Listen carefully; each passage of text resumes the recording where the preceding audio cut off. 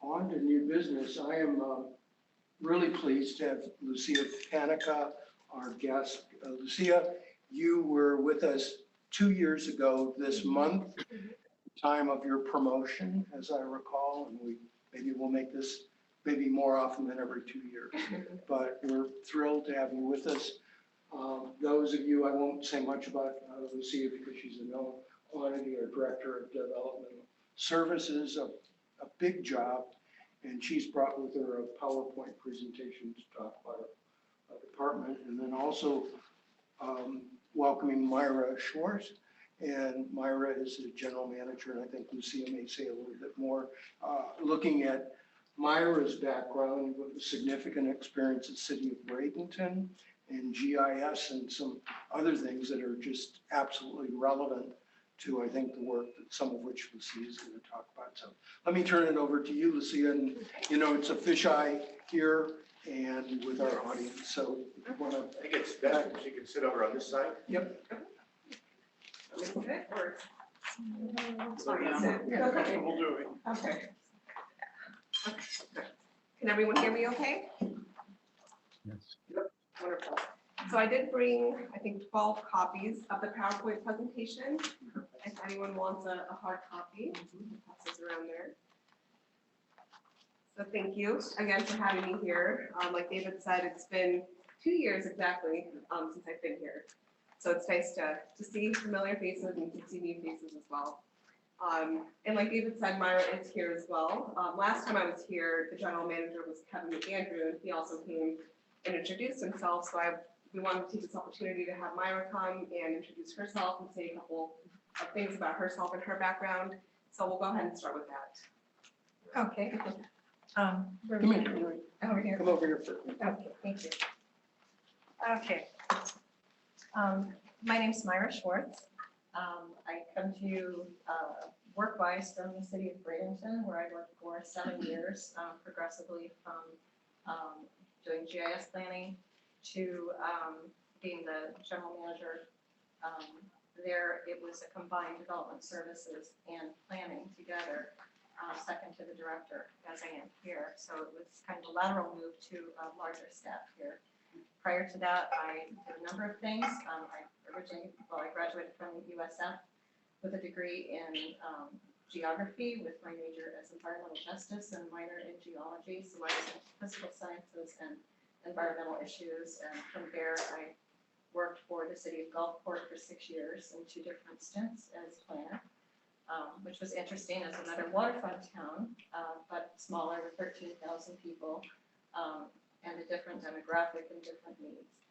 And then from there, I worked for U.S. Geological Survey, doing some bathymetric research, wrote a paper or 2, went to some environmental contract work, working on well work and well analysis. And then I went to Schrader Manatee Ranch, which of course is the developer of Lakewood Ranch, and did planning and GIS for them. And then I went to Bradenton, and that is where I come to here, to serve you all in Sarasota.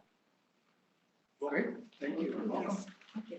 And I'll be talking a little bit about who she's over and kind of what she does day to day. We're extremely excited to have her on board, and she brings a lot of value to our department in our city. Okay. So I'll go ahead and start my presentation. The first slide, I'm not sure who's working the. I am. Okay, thanks, Cedric.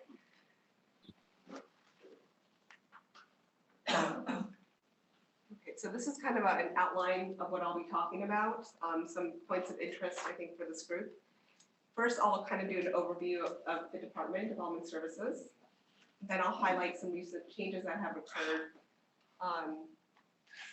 Then I will talk a little bit about the Development Review Committee. I'm sure everyone's heard of the DRC, and give some points about that. Then I'll talk about staging plans. There's so much construction going on. I'll kind of talk a little bit about that, code compliance, and then an update on our one-stop shop building. When I was here 2 years ago, the one-stop shop, I think, was still in the planning stages. I think we had the site picked out, but now it's under construction. So it's very exciting. Okay, let's see.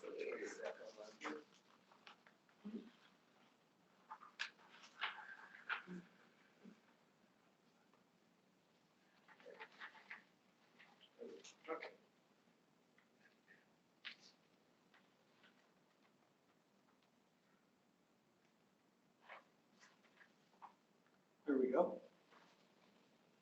Thank you. So Development Services, the Development Services Department is located at the City Hall Annex Building. We occupy the second floor and the majority of the third floor. There's approximately 66 employees, and we have 7 divisions, including code compliance, local business tax, development review, zoning, tree protection, building and permitting, and facilities.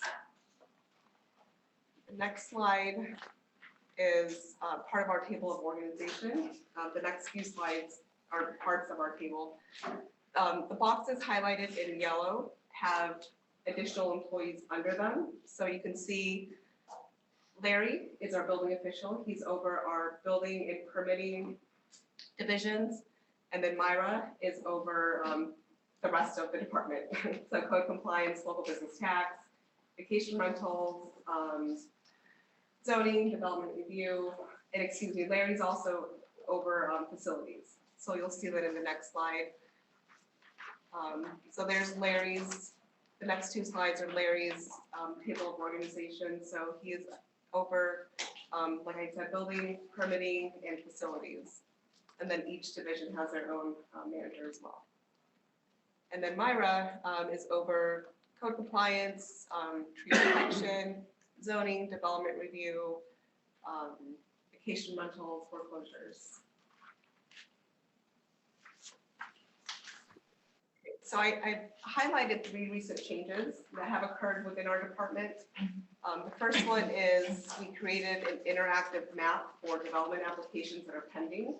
And I'll be talking a little bit more about that later on and also showing you how to access that. I think it's a great tool to use to see what kind of development's going on and to get more information about that. The next one is ongoing, but we've worked on some enhancements to public engagement within development applications.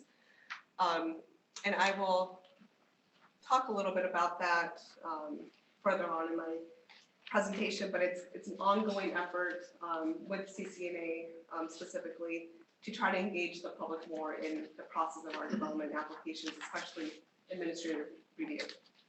And then the third change is some technology initiatives that we're working on. 3D modeling is one that I will talk about later, and then electronic development application submittals. So we currently accept applications electronically for building permits, but not yet for development applications. So that's something that we're working on that we hope to launch within the next year. So I think we're a little ahead.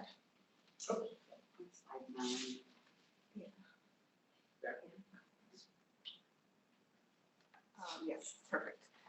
So the Development Review Committee, or or commonly referred to as the DRC, is regulated by Article 3, Division 6 of the Zoning Code. It consists of city staff from numerous departments that review any kind of application or project. It also includes a representative from the school board and the Sarasota County Fire Department. This is a technical review that these members do against their applicable code and regulations. So for example, the development review planner will review it against the zoning code, future land use code, or future land use plan, the codes that they are responsible for. Projects discussed at the DRC meetings, and which occur the first and third Wednesday of each month. The case planner, which is the planner staff member under Development Services Department, is the main contact person regarding these development applications that go before, most of them that go before the DRC. And I wanted to note this because I think there was some confusion about who the public should contact if they have any questions or want to give input, and this would be your person. So the case planner is the contact person for everyone, the applicants, other city staff, and the public. So once an application is deemed complete, the case planner will email the designated neighborhood representative introducing themselves and notifying them of the project. And they will also email them the comment memos once they're generated. And I wanted to highlight that because that's something new that we started doing before, and we still currently do notifications via mail to property owners within 500 feet of the subject site. A lot of times the letters don't get reviewed, or it's an owner that lives at state, and so, the local people here that actually live here don't get notified. So we extended, more personal email to the neighborhood representative, hoping that they will get the word out themselves. And so they know who to contact if they have any questions. Has that begun? That's begun. That's in place. Yes. Have you received? I've started to get them, seems in the last couple of weeks. I'm not recalling, recently. Yes. Yes, Yes. okay. Yes, very recently. That's something new that we did as part of our enhancements of public input. And the DRC meetings also want to highlight are open to the public, but there isn't an opportunity for public input. Input can be submitted to the case planner either via in writing, mail or email or phone call. We accept and really appreciate the input that we get on projects. So next slide. Can I ask you really quick, who is the case planner that we're talking, being referred to right now? Right, so we have 3 different planners. That could be a case planner, depends on the project. Okay, all right, And later on, I'll show you how you can look to see who the case planner is. thank you. Okay, so to get, these next couple slides are how you can find more information on pending development applications. So if you go to the city's website, under government on the previous page that I show here, if you click on government on the left-hand side, and then if you click on development services department, you can click on development review, and that will bring you to this page. In the PowerPoint, there's a direct link to it. But where I circled in red, there's 2 different links there that will bring you to different pages where you can get information on development applications. So the first one, I'm going to show you, if you click on the first one, the next slide shows you what that looks like. So that's more on the left-hand side there, but it's a report, a status report that is published monthly. And that gives you information on the project description, case planner, contact information, and the history and the status of the application. So that one is, like I said, on our website, on that previous link that I showed, and it's updated monthly. The next link is the interactive map that I mentioned earlier. So this is a screenshot of what the map looks like. If you scroll a little bit to the right, if you click on those little dots are pending projects. So if you click on a project, this window comes up with a project description, the contact information, and that's the case planner with their email address, the location, the project name, and the status of it. So this is a great tool, in my opinion, to look more in real time what's going on, and this is updated weekly.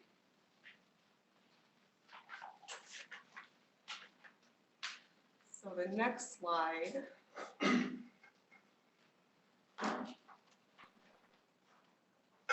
So I wanted to talk a little bit about staging plans, since there's so much construction going on.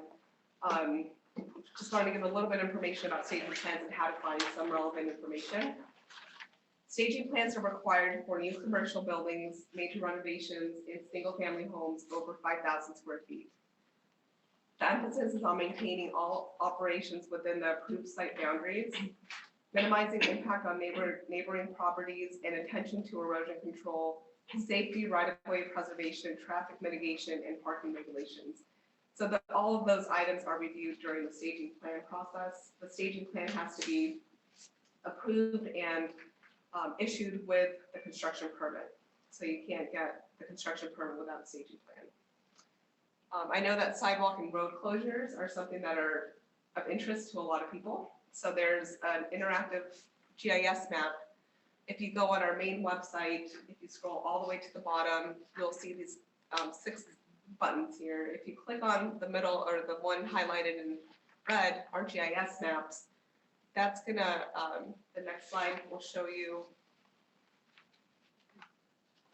These are all of the maps that we have. The one that's highlighted in red are the closures and detours that we have So the next slide will show you what that looks like. So this is a screenshot of that map. The yellow, kind of the yellow bigger areas are pending projects under construction. And then there's a table on the right top corner that shows, that's a legend basically of what everything means. So there's the red, I think, is sidewalk closure. The light blue by Miramar Court is an alley closure. So you can see what streets and sidewalks are being closed and kind of what the transportation management plan is. And if you also click on the actual projects, it also brings you a description of the project. So that's another way to look at some pending projects. So if you're ever curious about, street closures, sidewalk closures, I think this is a great tool to use. Do you have extra copies of this handout? Yeah, I think there's another one. So there's another way to look at staging plans, if you want to see more of the kind of details, I guess, or even the status of one. If you go to our, kind of similar to where we were before, under Development Services, Building and Permitting, there is a direct link there highlighted in red to look up building permits and staging plans by different criteria. So the next slide will show you what that looks like. Once you click on that link, you can search by address, parcel ID, a lot of different ways. If you know the permit number, you can do it that way. And that's going to bring you all the history of the permits on the site. So that's another good tool, I think, to look at permits and see what's going on there. So Lucia, how does one actually get the staging plan document? This gives you transmittal information and dates and who approved what, but there does not appear to be a link to the actual staging plan with the map and all the phased, what is going to be done when. Where does that document reside that the public can have access to? So you would have to call our department. We don't have anywhere out in the public yet. As far as like development applications, you can go somewhere and get those. We don't have those published anywhere accessible. You would have to call our department and we can email it to you. But when a staging plan entry is made into the GIS system, why can't the staging plan PDF document be put somewhere on Granicus or something and then linked to it? Here's a link to that specific document, should you want to actually look and see what the applicant was asking for. And where he said he was going to put his parking, and where he was going to have his workers park, and what he was going to do. Because oftentimes what the builder says they plan to do in the staging plan isn't what happens on the ground. Yeah, we do have that occur. So Public Works takes the staging plan and they look at the road closure and they put the road closures on the GIS. They don't put the staging plan in GIS. I'll have to look into if someone submits it electronically through e-plans, if that can be accessible to the public. That's something I can look at. Don't they submit an applicant, MOT application? They do, yes. Okay. Yes. So I'll have to see where that can be housed to make it accessible. That's something we can look at. I'll make a note of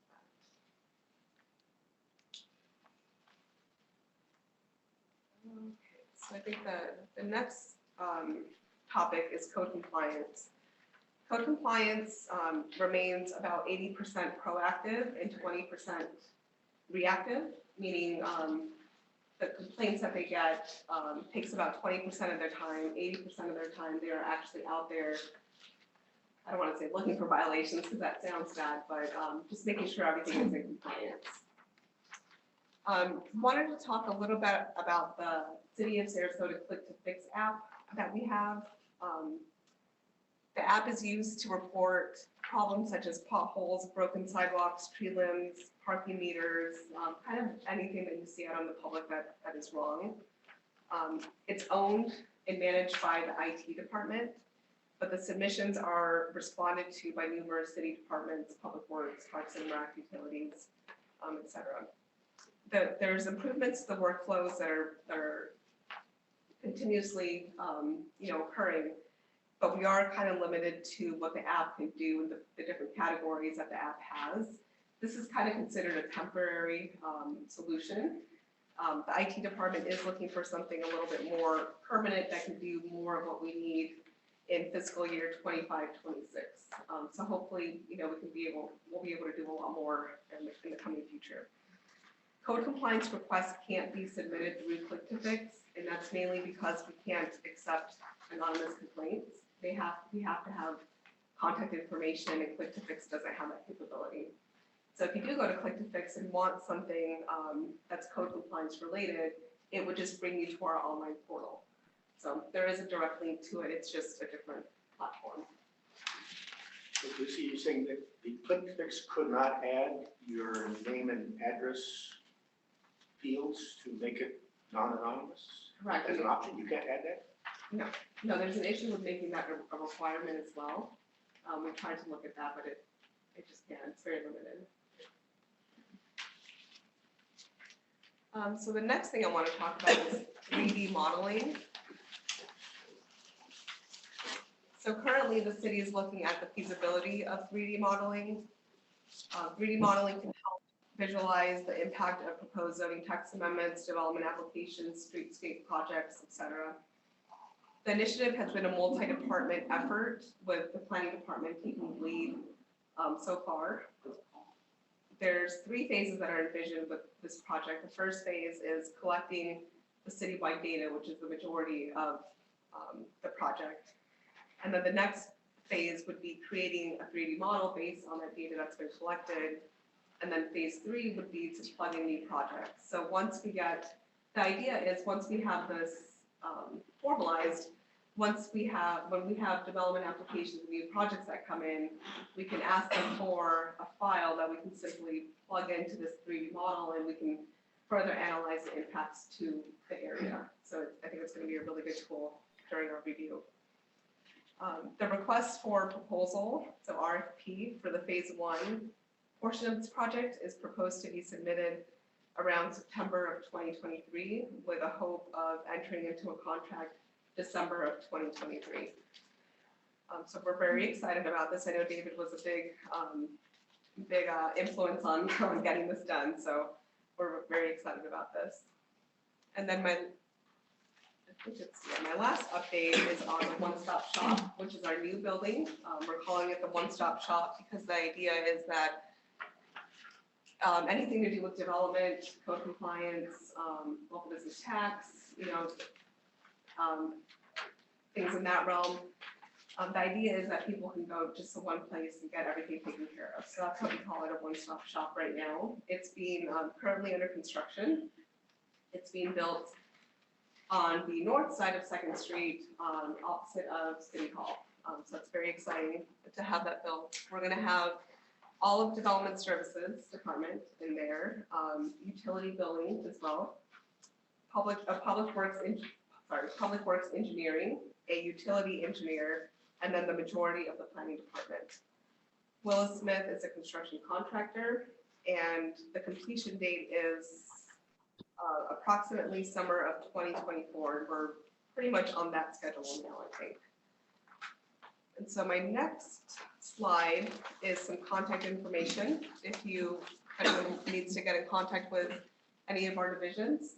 And then the last slide is my personal or my city contact information. If anyone needs to get in touch with me, that's all I have to share. Well, thank you, Lucia. Thank you for that. And just for those of you, the presentation will be at our website and disseminated electronically. So we've got a few extra hard copies here. As is customary, we'll open it up to questions now. And the protocol is, I'm sure there are going to be a lot, is our board members first, and then some selected questions from our members rep. So let's start with members of the board. If you have questions, comments for Lucia? I've got one, if I can make me so bold. You know that I track things pretty closely. Yes, I do. And what I find is I can see things through the DRC process. And then I can see sometimes when building permits, but there seems to be a never, never time where it's passed through the DRC, but it's being considered, and it just seems to disappear off the radar screen. So it's not known if the project's gone away, the developers, put it on ice or whatever. Is there, can you help me with the process of seeing projects that are live, shall we say, or semi-live before they get to a building permit? So would this be after they get DRC sign off or Yes. full approval? Yep, or Okay. partial sign off. Okay, because I am thinking about a process for partial sign off for when it gets out of the DRC, I guess, formal, process. How to keep track of that for the public, so the public can see what has partial sign off and tracking that.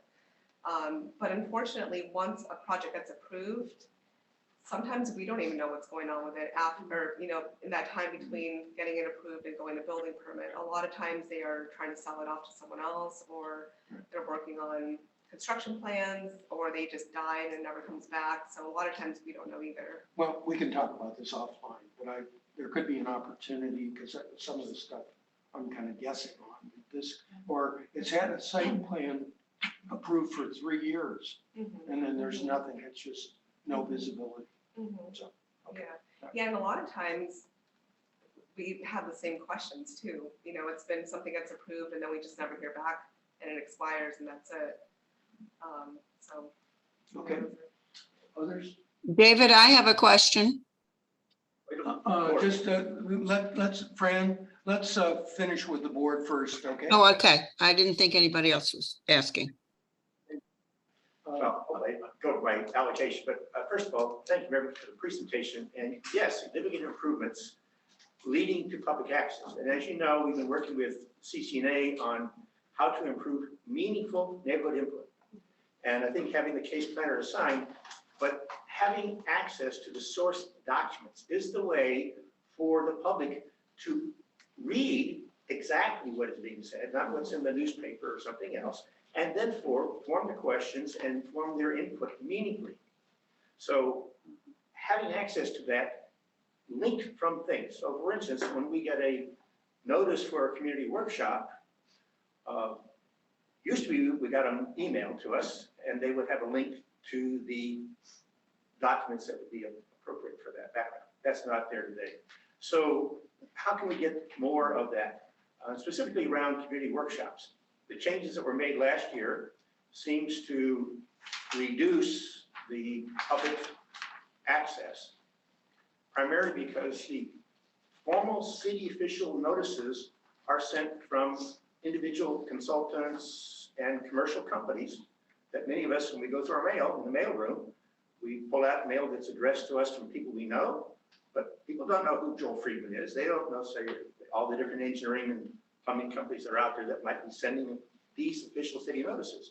So is there any way to, if you want to delegate that mailing process, to require that they put on there City of Sarasota Community Workshop Notice on the envelope, under their address or something that would notify the public that this is an official notice, because A, they're not getting notified. And second, when those get sent out, to have the clerk do what they do for all the other notices, is to email those out to the list of people.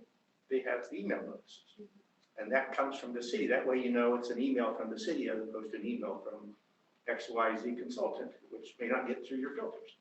So those steps would, I think, help improve the ability for the public to actually ahead of time get access to the documents and therefore come to the table to provide the meaningful neighborhood input that your case planners and the developer would want to have in that process. Okay. Any other board comments? I have one before we go to Fran. Community workshops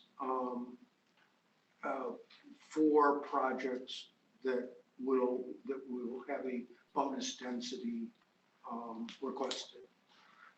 The planning board recommended that be added to the ZTAs. In my understanding from conversations with Steve and Marlon, that seems to be on track. Am I hearing correctly? Because I think that's where Richard Harris and I and a couple of us wanted to get together to see if we could work on a good process, an engagement that's sensitive to timing, sensitive to hassle, when in the process is not too early, not too late. So as far as you were kind of saying, the city is kind of committed to that path of having those workshops as we move ahead. Yes, yeah, so those zoning tax amendments are going to be presented to the city commission with a planning board recommendation. And that was one, like you said, one of the planning board recommendations. And they recommended having the workshop before DRC sign off. So you could have it anytime between that review, which could vary And I time. think the thing we'd like to offline talk to you about is when is the sweet spot for that, when it's not, the cake is all baked versus, it's just, there could be some input that could be helpful a month out or whatever from DRC or something. But we can get together with you in the coming weeks to do that. Okay. Any other board questions? If not, I think Fran Lambert, Fran, you had a question, ma'am? Yes, I do. First of all, Lucia, I just want to tell you that I'm thrilled that you have an enhancing public engagement on your list, because I think the fact that we come to meetings and can't say anything, at all, seems to me to be a problem, and I'm thrilled that you're addressing that. My question to you is, do you know when you will have a decision on the 1260 Palm Avenue project? Figured that was gonna come up. So right now, I'll kind of tell you the status because I'm not really sure.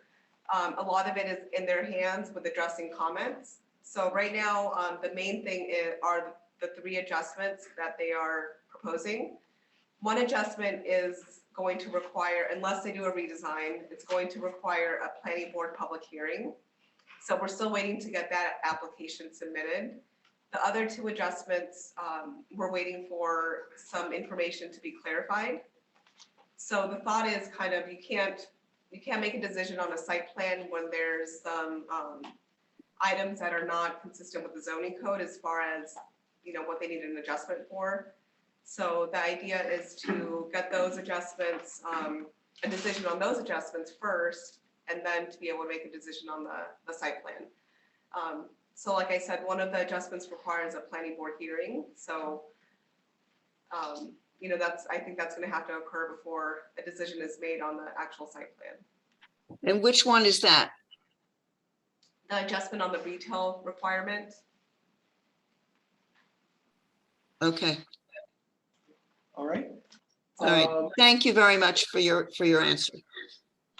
And other member reps in the room, and Jim Lample from Jewel. Thank you. Thanks for coming. To follow up on Fran's question on 1260, how many times would a developer get turned down to make revisions before the DRC said, that's it, go away? Because it seems to the residents downtown that your department is working with developers to get to yes, instead of saying, sorry, you don't meet the criteria, go away and start all over. I think they've been there 3 or 4 times already. So what is the limit? That's a good question. So there isn't a limit. We don't have it, codified. 3 and 4 times for a project of this size isn't unusual. It usually does take that many times to address all the comments. We get to a point, possibly if someone wants to say, no, I don't want to address that comment anymore, then we say, okay, thank you. I'll make my decision on this now. We have, a final project per se. So we don't have a limit. We do have one item that can kind of limit that process would be the time limitation that we have per Florida statute. We have 180 days or 160 or 20 days, 120 days for administrative review to make a decision. You can enter into extensions if both parties agree. So if we've come to a point where we just, for whatever reason, don't want to enter into an extension, then we can choose not to and then make our decision that way. Where are we in 1260? How many days in? We are in an extension. I'm not sure when it's when it's up though. Do you know? I can't remember offhand when it's up. It seems to me, August 15th. August it seems to me, I've been around for a while, that permits keep getting extended on infinitum. David can witness this too. The city works so diligently to get the developer to yes, and that's part of the frustration downtown. Okay, I think we have time for maybe one or two more questions. Any other member representatives? If not, on 3D modeling, if I can come back, you know that I think it's such an opportunity, and we track the literally thousands of dwelling units coming before us and the controversy in the North Trail and everything. Is it recognized in the city that it's a priority, that substantial money is being put behind? I'm getting the impression that it's a 3-year deal. What is your approximate? I know it's the data gathering, and then this. What kind of broad timeline are you thinking about? That's a good question. So we hope to have the first phase done by December of 2023. And that should take kind of the longest time, gathering all that information, because then the setting up the 3D model is going to be limited to certain areas. So if I were to guess, and we haven't talked about this, so don't quote me on this, but if I were to guess, possibly maybe 1.5 years, hopefully, to be able to use it. I don't know if the planning department or IT or public works put in money this coming fiscal year in the budget for it. I know that they have some money now, so I assume that they have some money, for the next fiscal budget. So it is a priority. I know it's one of Marlon's priorities as well. Yeah, I just think so many of our conversations about projects could be a picture being worth 1,000 words. The best money potentially we ever spend. Okay. Anybody else? Otherwise, Lucia, thank you for coming, and we look forward to working with you on these community workshops and the meaningful community input. Myra, nice to meet you, and thank you. David, can you hear me? Yes, John. I'm sorry. I had one quick question for Lucia. Lucia, the public input is permitted at the planning board meetings, and it's permitted at the city commission meetings. Why isn't public input permitted at the DRC meetings? The DRC is more, it's a technical review. So it's not really an approving body. We don't fall under the sunshine. So it's more of a technical review. We do, during that process though, we do encourage and accept input to the case planner, which is, the most important thing. But each DRC reviewer is reviewing only on their codes that they have to apply. So it's not really, it's a technical review. It's more black and white. It's more black and white, exactly. I just think that public input at the DRC meetings would be that many people would support that. John? Okay, we That's all. get you. Okay, all right. And, okay. All right, well, thank you, Lucia. Thank you. Thanks for Okay, having appreciate me. you coming. Thank you, Myra. Okay.